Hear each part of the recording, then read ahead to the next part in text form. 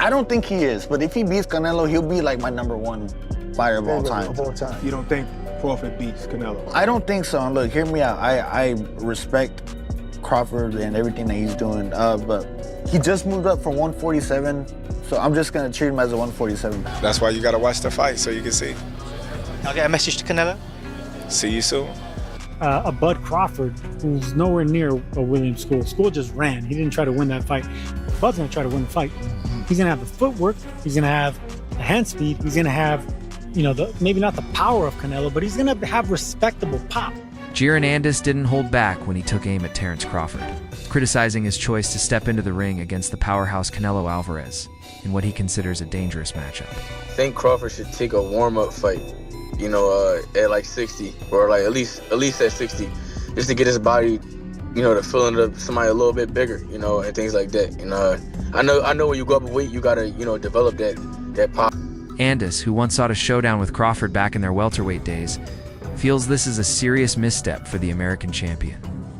From his perspective, Crawford is taking on more than he can handle by facing a fighter as strong and heavy-hitting as Canelo, especially without first having a tune-up bout at a heavier division. Ennis openly stated he's favoring Canelo in this contest, mainly due to how destructive the Mexican star has looked, even against naturally larger opponents. I think Crawford should take a warm-up fight, at like 60, or like at least at 60, just to get his body, to fill into somebody a little bit bigger, and things like that. I know when you go up in weight, you gotta, develop that power and not develop the power, but like put that muscle on and be heavier and things like that. So he might not want to take a fight because he's trying to build up right now, but I think he should, just to stay sharp, and that way he don't have like a long layoff. According to Ennis, Canelo has been dismantling fighters who outweigh him on fight night, sometimes tipping close to 200 pounds, yet still ends up knocking them out.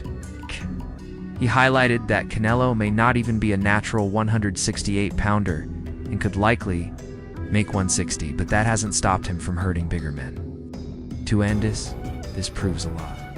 He added that Crawford should have eased into a higher weight with a bout at 160 before jumping straight into the deep end against one of boxing's most feared names. I think you gotta lean more towards Canelo, because like I said before, he been putting big guys out and down, and Canelo not even really a 68-pounder. He probably really should be at 60 maybe, and he been hurting these guys. I think he be dropping these guys and things like that. So, and them guys be way bigger than him come fight night. I know that for sure. They be probably close to 200 pounds, and he dropping those guys like that. So I don't know. It's gonna be a great fight. The fans want to see it. So. Virgil Ortiz echoed a similar sentiment, saying he doesn't envision Crawford coming out on top against Canelo. In his view, climbing 3 divisions is a risky leap Crawford shouldn't make. While he acknowledged Crawford's high ring IQ, Ortiz predicted Canelo will still emerge victorious in the end. I don't think he is, but if he beats Canelo, he'll be like my #1 fighter of all time. You don't think Crawford beats Canelo? I don't think so. And look, hear me out. I respect Crawford and everything that he's doing, but he just moved up from 147, so I'm just gonna treat him as a 147-pounder. He's jumping up 3 weight classes to fight someone who was like the #1 fighter in all of boxing. The jump would be hard, even if it was just like some top 10. Right, yeah. Bud, would you say he's a very smart fighter? Yes. Very calculated, Yes. right? Don't you think that maybe he sees something that most people aren't seeing? I think he does, but the thing is he gonna be able to even like... Crawford, however, remains fully self-assured about tackling this massive test. He's called it an honor to stand opposite one of the sport's all-time greats. Responding to the backlash, he dismissed the outside noise entirely and sent a direct message to Canelo, stating, "See you soon." I'm definitely honored to be in that situation and a position to share the ring with another great. It's going to be a hell of a night come September 13th. A lot of people criticised his performance against William School. Did you take more confidence from that fight? A lot of people criticized my last performance, so, we both need to step it up, I guess. That's one from me, Terence. Obviously, we've seen Turkey Al-Sheikh mention no Tom and Jerry fights. You've said yourself you're going to put it on him, you're going to come for him. Do we see an explosive Terence Crawford that people won't have been expecting to see? That's why you got to watch the fight so you can see. I'll get a message to Canelo. See you soon.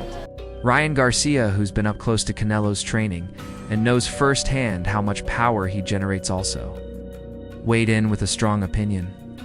He compared the potential outcome to Canelo's fight with Amir Khan, where Khan suffered a devastating knockout.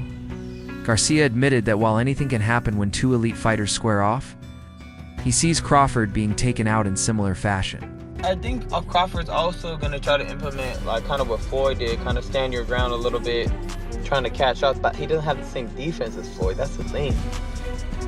But I do see him trying to take that approach where he tries to, like, stand his ground, kind of hold his ground. I won't say try to push Canelo back, but hold it. Garcia elaborated that Canelo possesses extraordinary strength, recalling moments where he's seen him push back heavyweights in sparring. He doesn't think Crawford will be able to absorb that level of power, even with his exceptional skills. Still, Garcia left a small possibility open, saying there's always a chance Crawford could prove him wrong. But like I said, when you have two great fighters, great things can happen.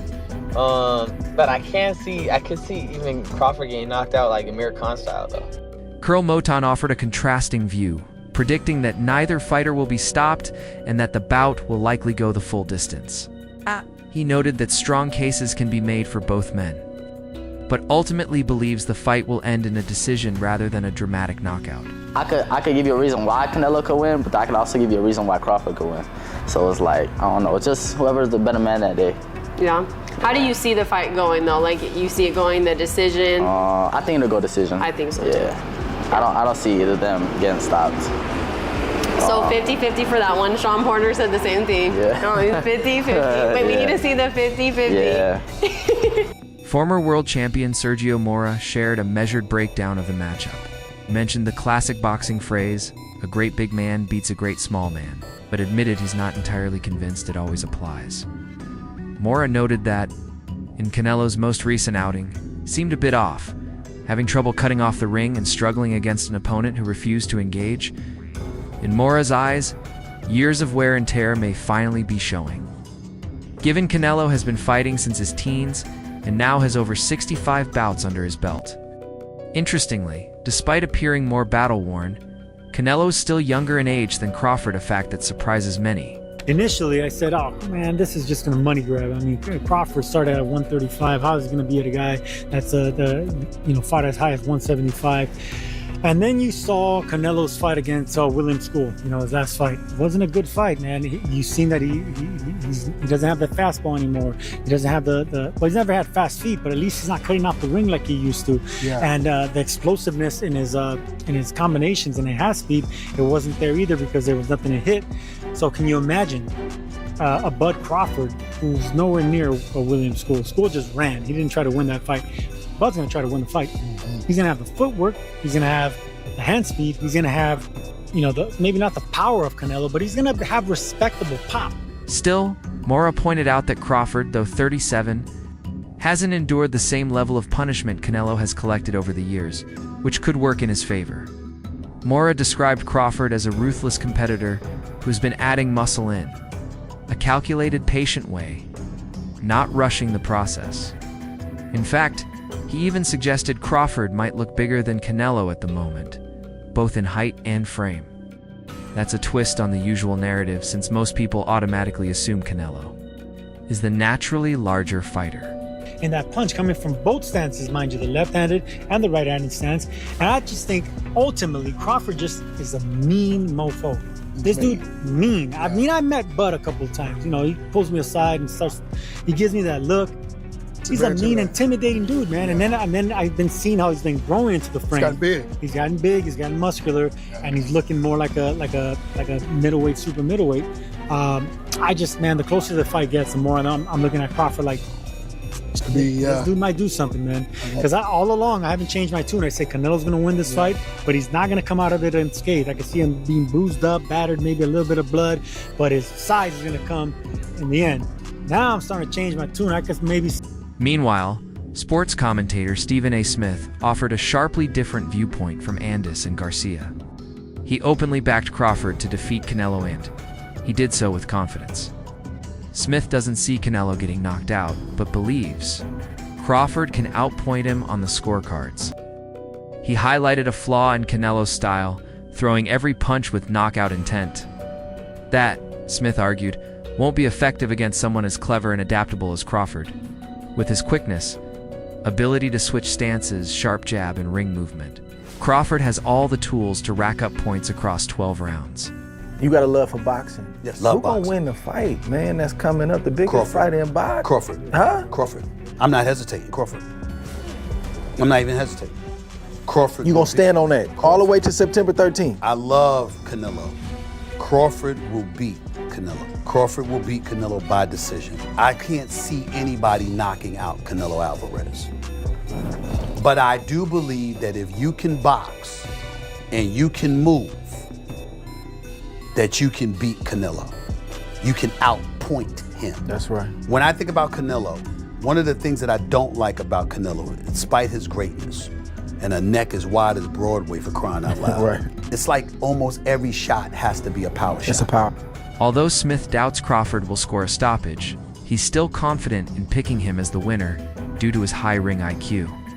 However, he cautioned that Canelo's experience at heavier weights is a real factor, especially if Crawford decides to stand to-tudo.